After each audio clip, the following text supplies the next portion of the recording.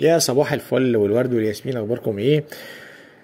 هو ليه الانسان ممكن يتحمل انسان تاني او طرف تاني يعني مش لذيذ في حياته، مش ظريف؟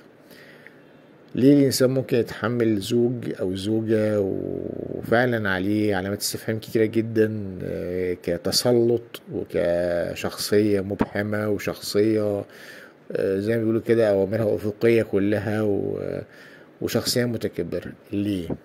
هتقولي عشان خاطر ولاد؟ طز. هتقولي عشان خاطر حب؟ طزين. يا جماعة، الكرامة بتاعت البني آدم ما ينفعش تتعوض.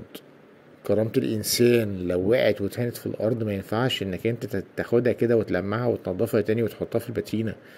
ما ينفعش. ما ينفعش إن الإنسان يعيش مع حد تاني وهو مش طايقه، أو هو بيقول خلاص أيامه بتعدي. أنت في الآخر بتشيل كتير، بتشيل كتير على صحتك وعلى تفكيرك وعلى نفسيتك، وفي الاخر بتموت لوحدك. والله بتموت لوحدك. بتموت لوحدك لان مش هتلاقي ان اللي كان الطرف التاني اللي كان عمال يديك في سرنجات وتعبك قوي وقرفك في حياتك ده كله، مش هتلاقيه بيترحم عليك، ومش هتلاقيه جاي حتى يلقي لك الشهاده. حاولوا تتحرروا. الفويس ده للتحرر.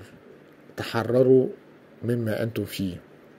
اي حد قرفان من اي حد، صدقوني دلوقتي حالا فكر تفكير كويس وشوف سبل جديدة للعيشة، وسيب الطرف التاني اللي قرفك واللي تعبك واللي بيهينك واللي بيهين كرامتك، وعيش بكرامة إنسان ربنا كرمه. بس كان معاكم محمد حمدي المنصور. السلام عليكم.